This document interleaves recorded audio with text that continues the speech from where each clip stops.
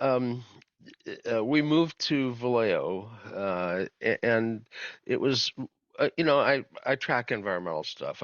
I've done environmental work as a volunteer for well decades, and the Sierra Club called me an EIR hitman back in the 90s, and uh, David Nesmith was the Bay chapter head at the time. I think he's passed actually.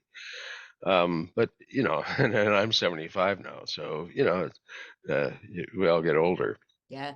Um, but I, I had tracked the project, and I saw that the planning commission basically nixed it 6-1, and we were moving to town, and I didn't think about the project at all, and then suddenly heard, oh my God, that the city council has resurrected this behemoth nightmare, and um, I got in touch with some of the people that were involved, and I tell you, the group was really bummed at the time. I mean, I think they had been joyful at the 6-1, and the cognitive whiplash to the city council that could have it took a lot of the steam out of the sails for the group.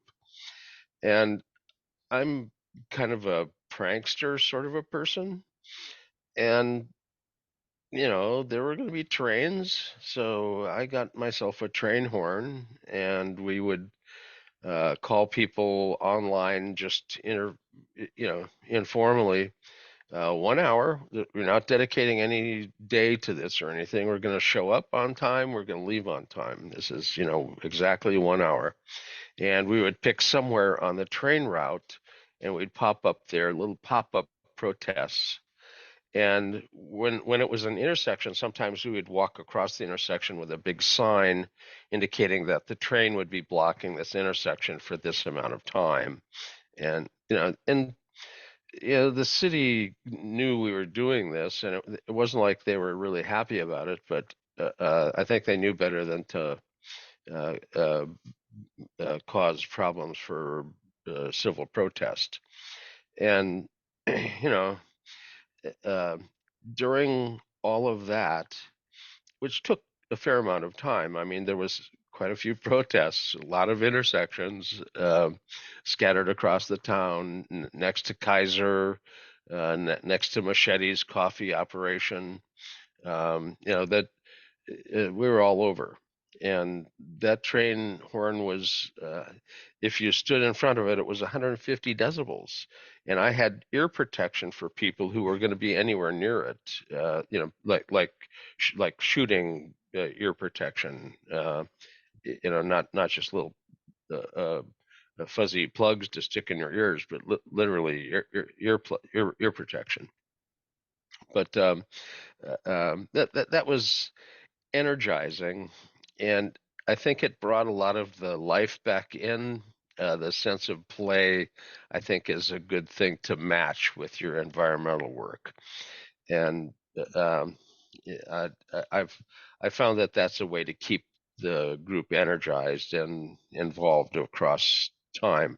I've had a lot of big projects, uh, Crockett cogeneration, and the Unical catacarb release negotiations, the Good Neighbor Agreement, all of that was stuff I was involved in uh, in the core. So anyway, it gave me time to look at the documents, and I got a hold of all of the detailed documents, including their computer modeling.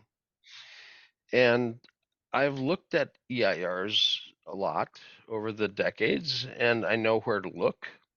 And the first place to look is computer modeling. There's assumptions that you can plug in, there are variables that you can tweak to change the model's outcome. And the regulators are going to look at it. There's a dispersion model. they were going to have a smokestack, but they were trying to call it a dryer vent because it didn't meet engineering standards for the height. If it was a smokestack, it would have to have been taller, and they didn't want to be anything taller, so they were trying to call it a dryer vent. Anyway, there was you're burning some fuel, and it was going to go up a stack as heat, and it was going to disperse particulates. And the the regulators look down to 2.5, that microns. That's a very, very small particle, and they regulate at that. So you can't mess with your model at 2.5, but if you start to float particles, and very, very fine particles will float with Brownian motion, will kind of bounce these little super small particles, like they'll float like a gas virtually, but it's very, very small. But you can plug in that as a buoyancy or a flotation coefficient in a model. And if you set it at 2, you're under the regulator's view. They're not looking. But 1 micron size particles adsorb 99% of all the heavy metals. And if you're floating them, they'll never come down in a deposition model. And the deposition model is plugged into health risk model. So you've just floated away 99% of all the toxicity that would have been deposited from stuff going up the stack and fugitive emissions from the site. So, their model was absolutely flawed. It was a fraud. And um, I saw that was a buoyancy issue. Um, they the dispersion model. Uh, there's different ways you can do that. The models, you can pick an urban model or a rural model. Well, rural's like open flat lands, no buildings, no backwash, no turbulence at ground level, totally different dispersion. And they picked rural dispersion model. And I'm thinking, well, I thought Vallejo was kind of urban-y last I knew, and 99% of the time you're downwind, given the wind, the windrow's direction. So the model was absolutely using the wrong type of model, and that's a fraud. You're you're you're paying a modeler, and they're tweaking things in your favor uh, in in a non-scientific way. You couldn't, 2 microns does not float. It's like a bowling freaking ball. You know, it's a particle that will drop. You know, if you get down to 0.2 microns and you have a little bit of turbulence at all, it'll kind of float. So you could put something validly in the model, but you'd have to validate like why you use that value.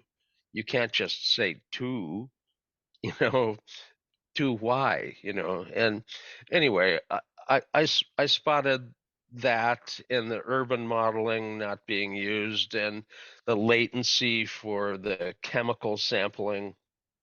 If you sample for hexavalent chromium, you have to pH stabilize it right then and there, or test it right then and there. Because if you haul it around and wait, the hexavalent is going to go to valence 3, which is not a problem. And so the latency for the testing, and suspiciously, every single testing sample from various things were all sampled on the same day and the same time in the logs. Hmm. Last I knew, that's the way a log looks when you fake a log. So I'm thinking fraud, fraud, more fraud. This entire document is a fraud. And I went, you know, the public comment is closed. EIR processes are very formal. You've got particular time, and within a time window, you got to comment, and your formal comments got to be submitted, and that the time ends, the time is done. So You with can't those comment. comments, so the EIR is available to anybody that asks for it, correct? That's correct. Then And is it supposed to? in Okay, process, there's a draft EIR, and the okay. draft EIR has public. They come up with a draft, and then the public has the ability, and agencies also have the ability to comment on that draft, and those comments have to be responded to, and all of that's put Oh, just together. one more question. So with the I want to make so would were the comments supposed to be submitted to Planning Commission or to Council by that time? Initially, the Planning Commission was the one who was going to receive comments, but that process had closed. Okay. The City Council had asked the staff to reopen and finalize the EIR so that they could make a decision on it. Okay. And there was not a public comment period available or open.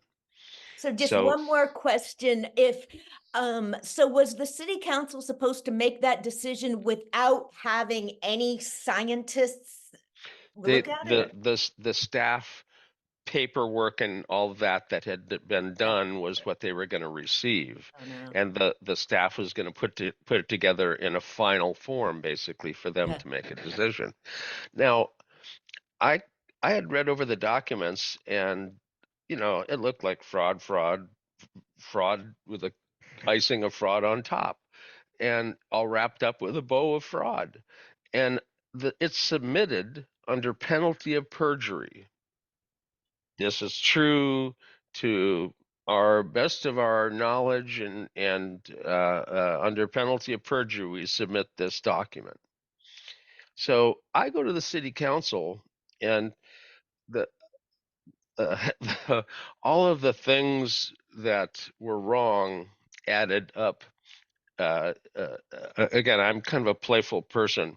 They spelled out bullshit, uh, and so buoyancy, urban latency, the stack height, VULS, Oh, and then heat, bullshit, and uh, and so I think it was 3 minutes, maybe, or 5 minutes. It's just the public comment period at the beginning of the city council meeting, and this is not part of the EIR process.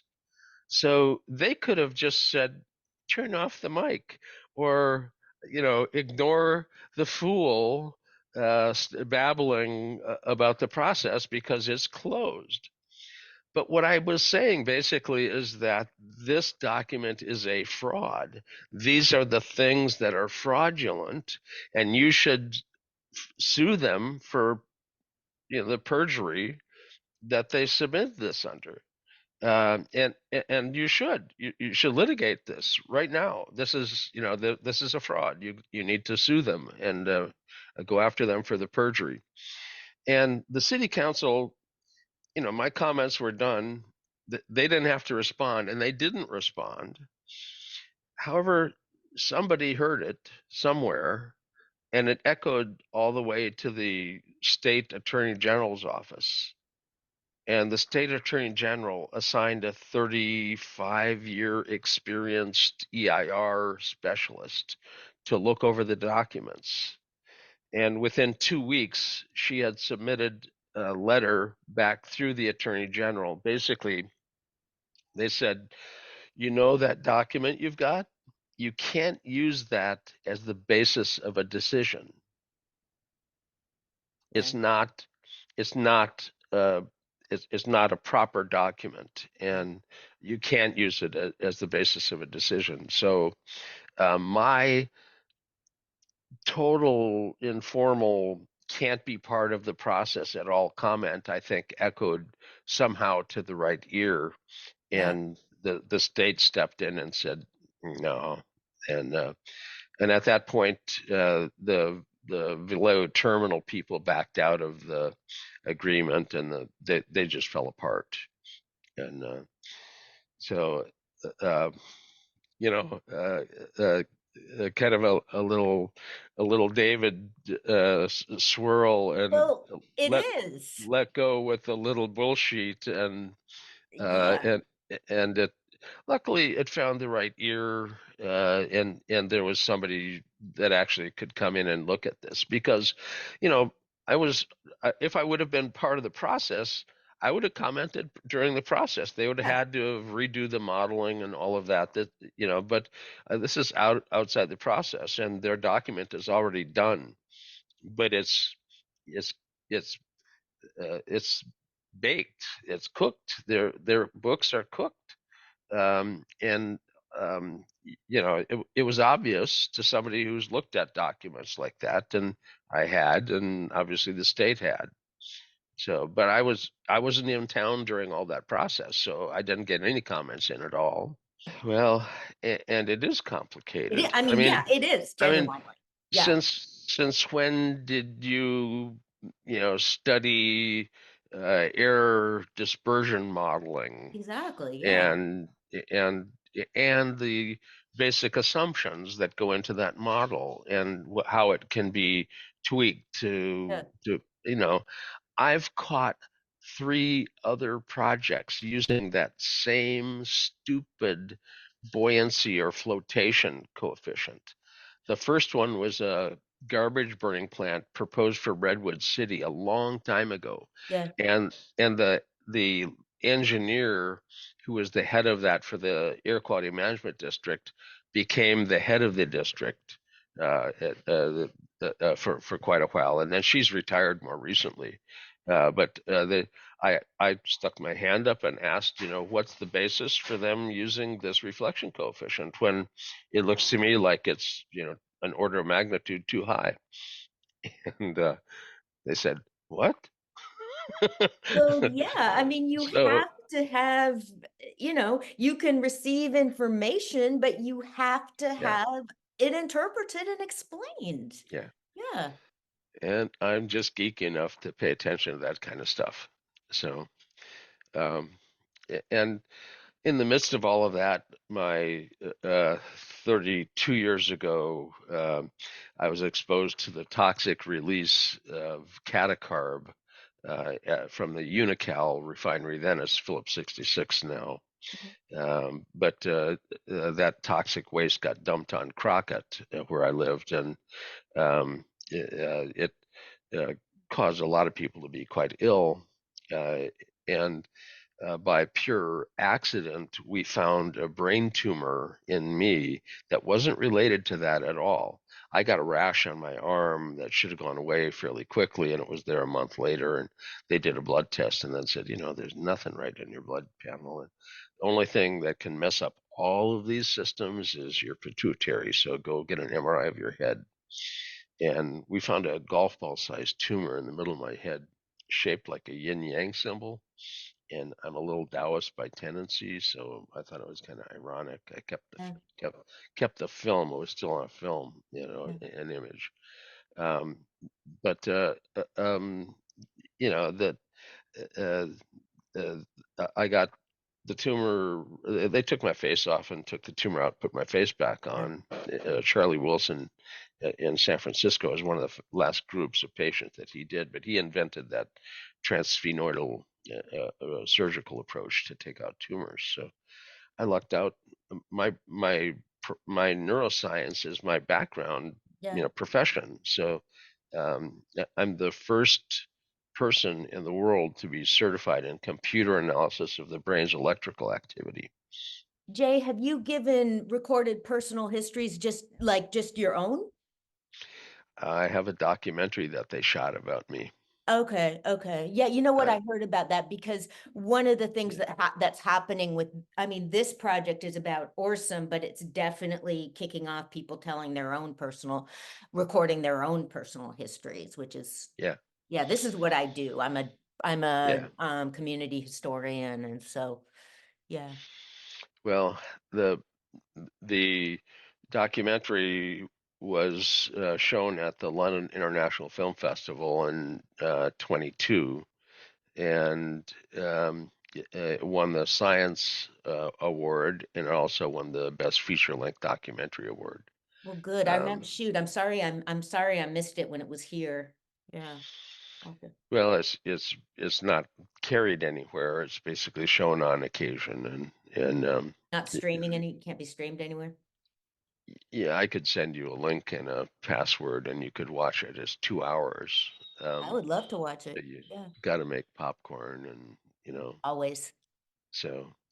But it focuses on my neuroscience career, Yeah, not my environmental career. It kind of starts out with the toxic exposure thing, yeah, but it doesn't go into the fact that I was negotiating the settlement for the toxic release that I got sick from, and that the power plant.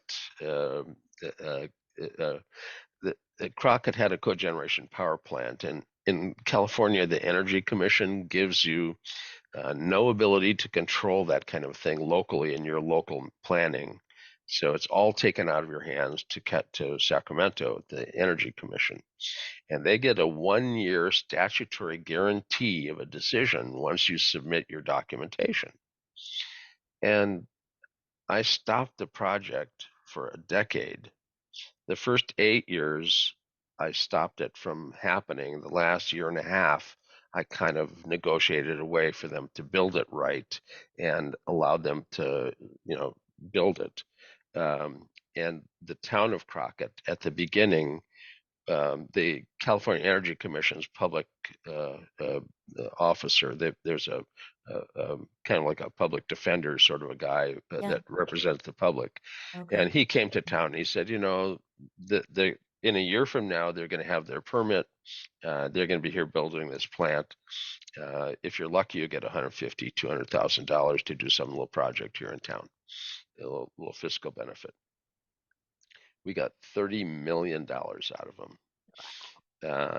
spread across 30 years, and that 30 years is just coming to an end at this point. okay, But yeah, they set up the Crockett Community Foundation, which was studied by the Foundation on Foundations because it has an elected board of directors, and they said nobody does an elected board of directors. The directors appoint directors, and we said, well, that's going to become a clique, mm, and the town won't really have control over the funds at that point.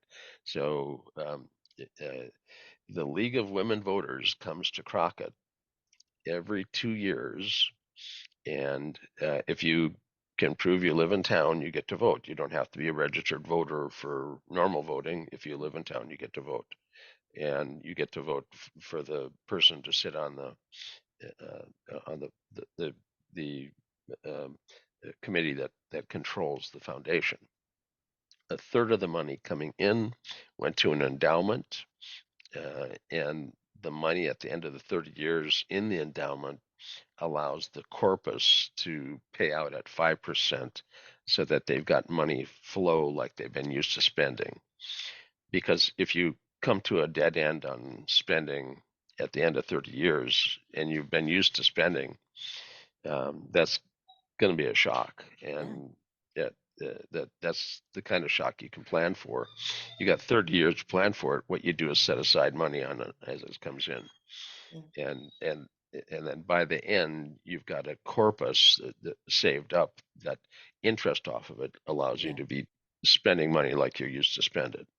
And yeah. But somebody's got to figure that out in the beginning, so, well, that's what we did. yeah, You yeah, know, well, the that's, a lot of and people can't do that, so that's wonderful. I mean, it's, yeah. I mean, people think well, legal settlements are a solution and like, no, they're just a step. You gotta use them right. yeah, and the the money coming to the town uh, basically was put into a foundation, and a foundation as a way to receive industrial settlement funds was studied as well, and it works out really well. You could have taken the million a year, and there's 3,200 people, and split it up between everybody, and you know would have gone up somebody's nose, and somebody would have bought a bigger house somewhere and moved. And I mean that the money wouldn't have had any coordinated benefit for Yeah, anything. yeah, And if you bring it in and have it kind of done by committee, and the committee's the town, you get to do really good things with it. Oh man, that chain link fence is just so freaking ugly. yeah, Let's put in nice welded steel, fence lines in Kelly Green. I mean, that they redesigned the town, basically redid. They put in a high end design outdoor facility, and if you live in town, you can have your own key to it. It's for after hours, but it's open on based on a time lock. It's open during park hours. Um, the swimming pools have been redone. The community center has been totally rebuilt, and air conditioning put in an old. Um, the building was a craftsman building, and you can't put in air conditioning and make it look like a craftsman building without doing it really, really, really carefully. All of yeah, the yeah.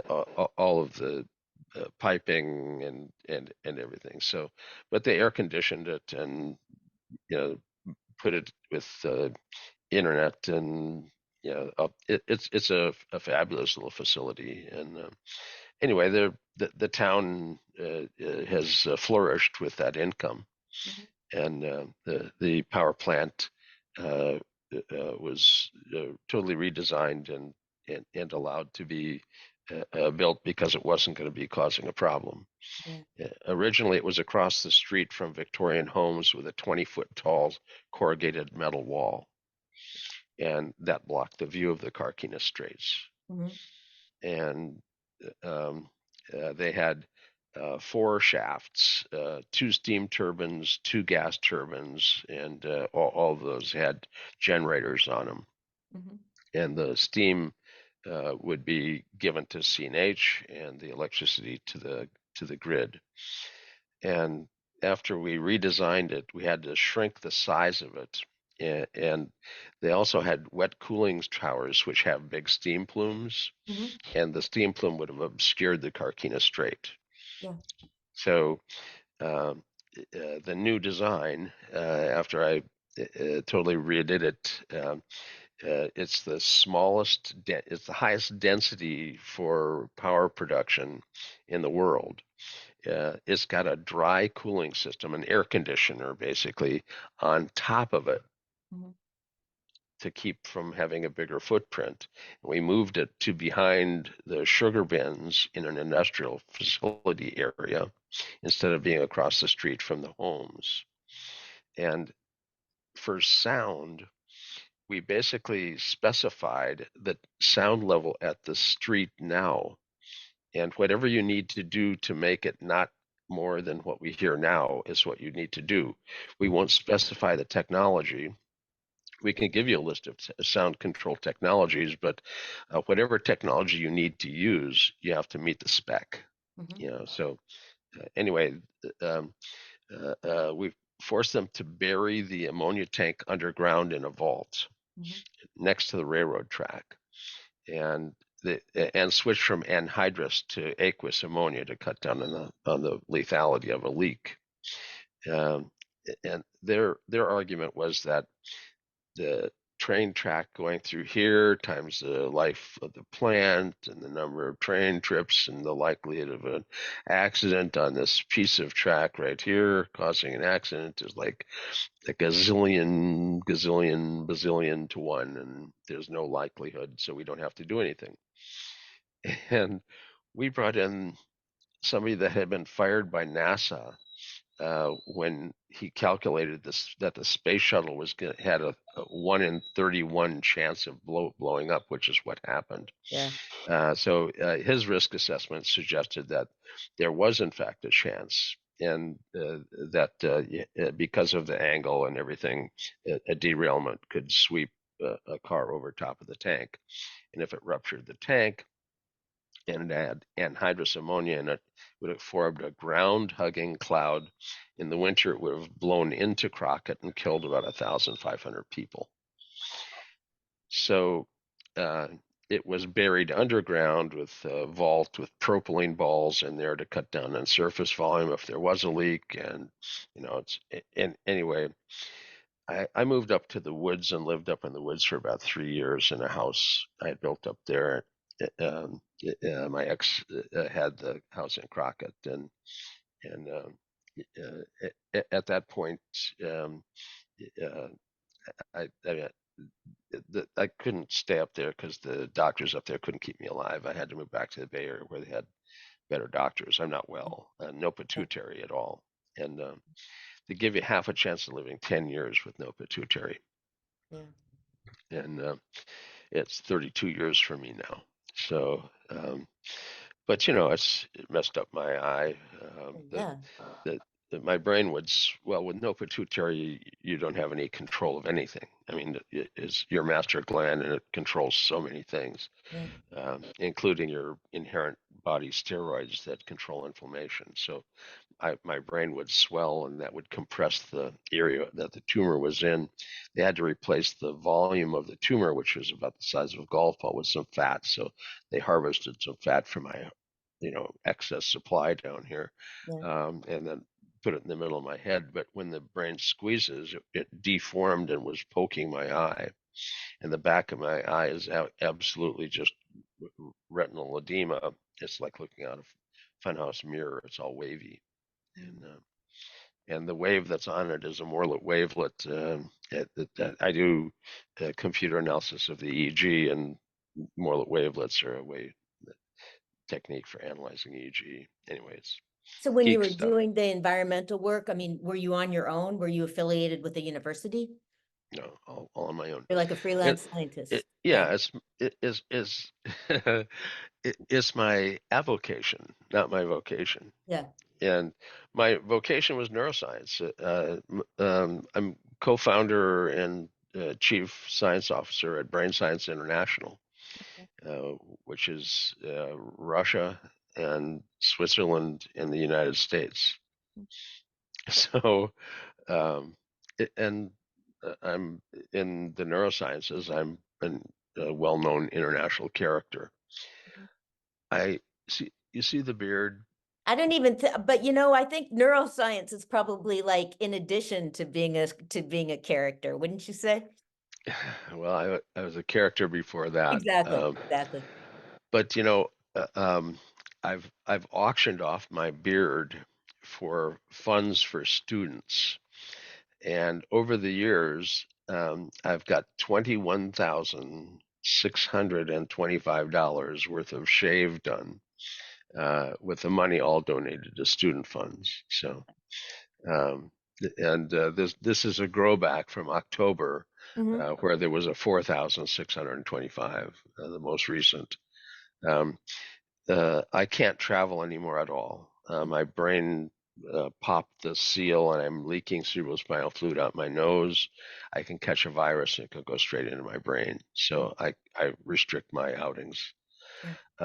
But once a year for my birthday in October, neuroscientists from all over the world pop in here because I can't go there anymore, no matter where it is. Hmm. And they come here. We have a 3-day EEG meeting and giant birthday party, and that's my big risk. They're all masked. Hmm. Um, we take over the yacht club here in Sassoon City, Yeah. and uh, they rent it to us basically for 3.5 days, and it's a uh, we get about 80 people, Hmm. and 80 people suddenly dropped into town looking for dinner in the evenings and lunches and whatnot. So it's quite a boost for the little itty bitty burg of, and Sure. it's all walkable. So Yeah. that everybody just shows up and they walk from the hotel to the yacht club one way and the other way to to get dinners and stuff. So Mm. it's a cute little tiny old town area. So it works well for that.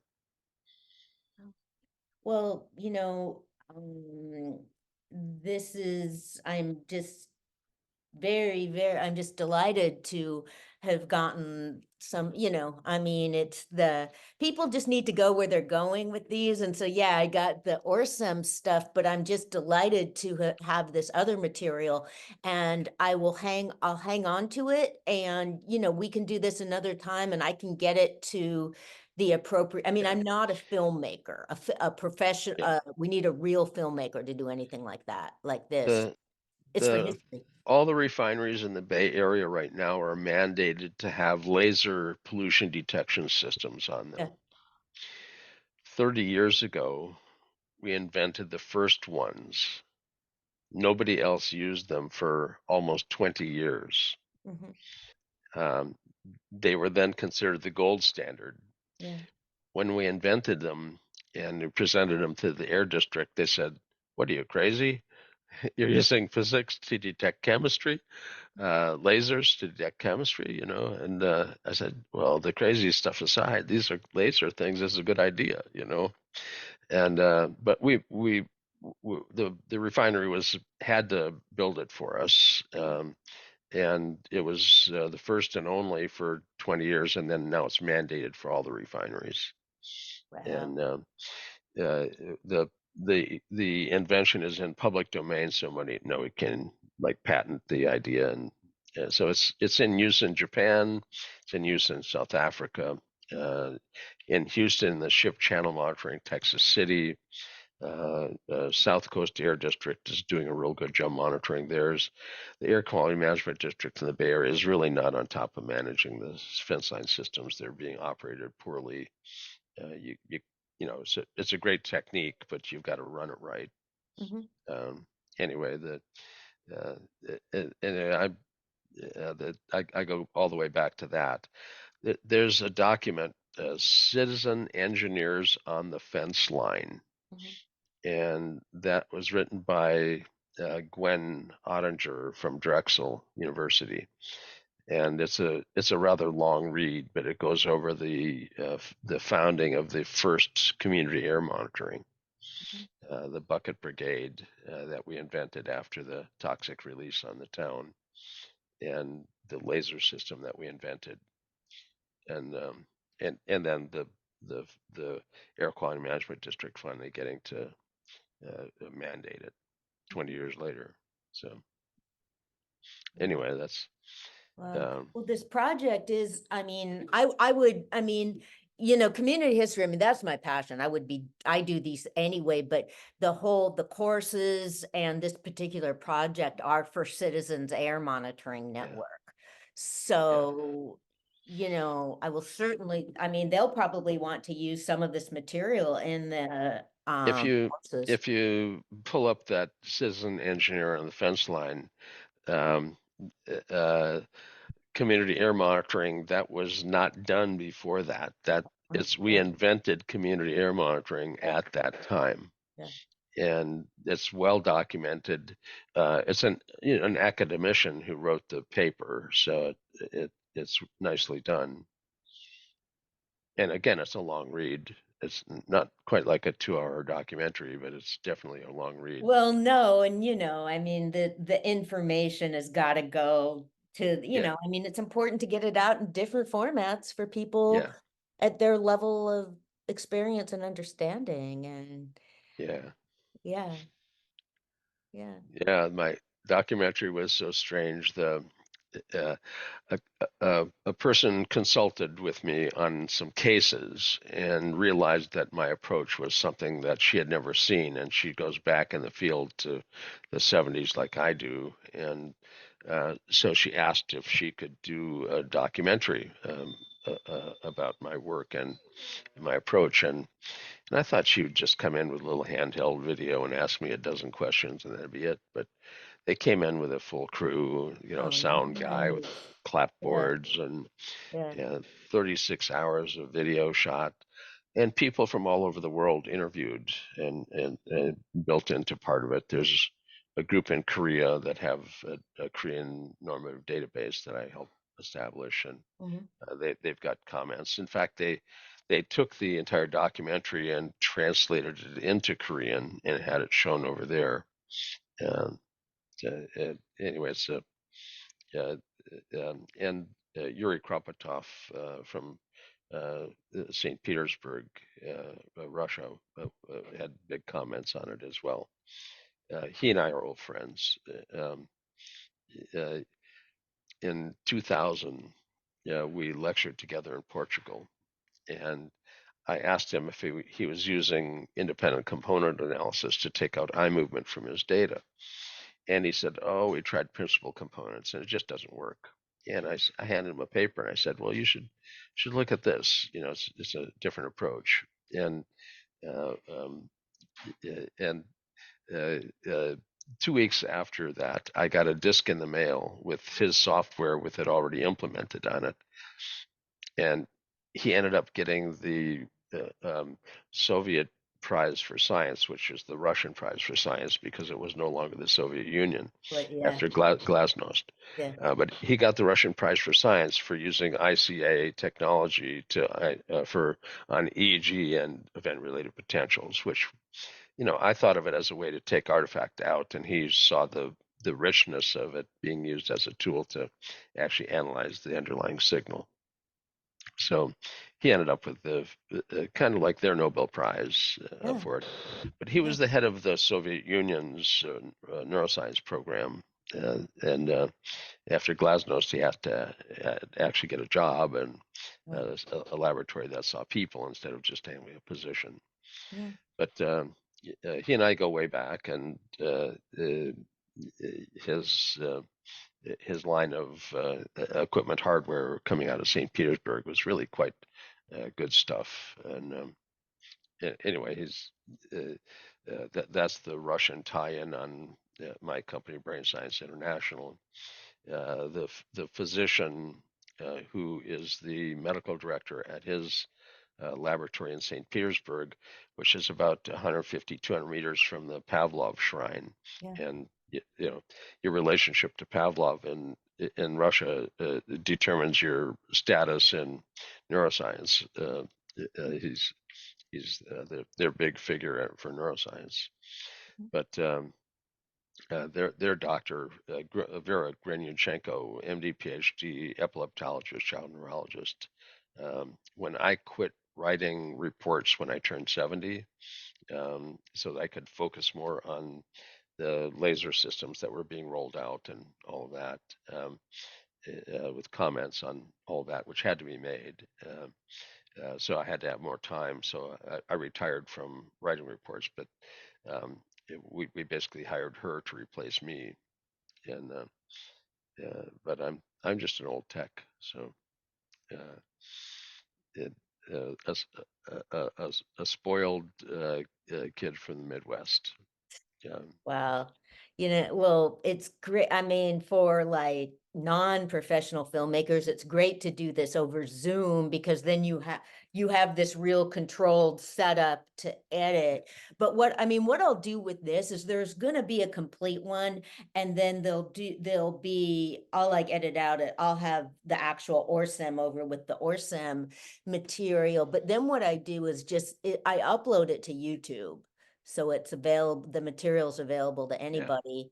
And I'll send you the link to that and then I'll Okay. hang on to it because, I I've mean, got it's important. so much stuff on YouTube already. There's Neuronoodle Sure. Network podcast, Okay. um, and the Pete Jansen's a retired football guy, and he's every week he comes up with topics and stuff. But Okay. um, I'm on there making neuroscience based comments, and Well, that's there's awesome. there's Yeah, a psychologist on there talking about sure. stuff from a psychological aspect. And anyway, the uh, wide variety of stuff from PTSD experts from all over the world. We've got um, European neuroscientists and uh, Australian neuroscientists. We have some interesting guests on that. But that is one of the higher rated podcasts actually for reliably producing new material and, and reasonably good material quality as well. So I don't even watch any of that. Yeah, that I get people contacting me because of it. Yeah. And but it's at 75 years old, I don't have an active clinical practice, and people that are contacting me may be looking for a clinician, and I basically have to Yeah, that's uh, point people are them like pretty random, elsewhere. like, oh, you're a scientist, you must know everything about yeah. Yeah. Well, I Yeah. my the computer analysis of the brain's electrical activity. I identified 11 EEG patterns that were genetically linked Uh-huh. endophenotypic patterns that predict your therapeutic cluster. Hmm. And it's independent of the diagnosis, which doesn't predict anything about your therapy. It Hmm. predicts the billing, but not what's going to work. Hmm.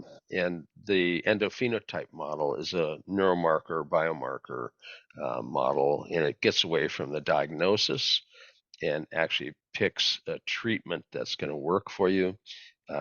It's a genetically linked pattern, so people in that pattern basically all respond to the same kinds of response of interventions, Hmm.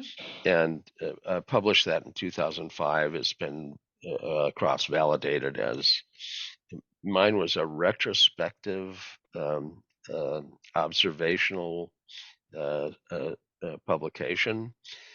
I have done over 500,000 EEGs, Hmm. and when you see that many, you think you see patterns in the data. Yeah. And if you think you see patterns in the data, you're either crazy or you see valid patterns. And the only way to find out if you're just freaking crazy or not is to publish your findings. And published findings are then testable. Yeah. So I, I published, and everybody kicking the tire.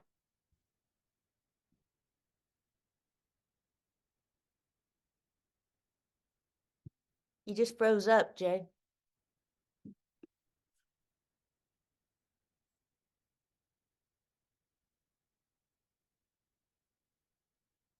Has found that the tires are net. Mhm.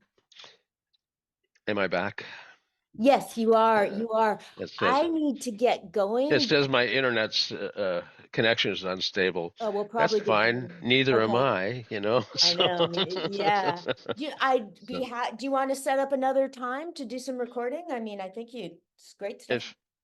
if at your convenience, it Okay, just I has to will. fit into the scheduling. I And sure will. I got to do some of these Orchems this week, but then I will get back to you next week okay, doing this stuff. Thank sounds you like a so plan. much. I'm so happy to, to meet you over Zoom because I've just been hearing your name for years. Sure. What I'll do is dispatch a link to the video and a Okay. password so that you can take a look at it. And like I say, it's 2 hours long, Yeah. and uh, they have lots and lots of outtakes because they got so much video. Yeah. And they say they have an entire reel of men crying. So Oh, I'm um, sure. Yeah. so Yeah. well, they talk about my mortality, morbidity Yeah. being that I'm more than likely not to be here very long, and it's Yeah. been that way for 32 years. That Exactly. the Yeah. the You just the never accurate know. prediction of 10 years for Yeah. males, 7 years for females with no Yeah. pituitary. So I'm just lucky to still be here. Yes. So Yeah. and Wow. have Thank lots you. of near-death experiences, and Seriously. that Yeah. ends up being part of the topic is gets kind of serious at the Mhm. end there and talk about near death and passing and whatnot. So um, anyway, so they got a lot of people crying. But Yeah. they edit that out. There's not too many tears shed. Yeah. I think Yeah. Yuri has a little trembly chin and wet eye during his interview from Russia. And Yeah. anyway, I'll send me an email. We'll Sure will. try and set up time. Wonderful, Jay. Thank you so much. You got Thank it. you. Have a great day. Thank you.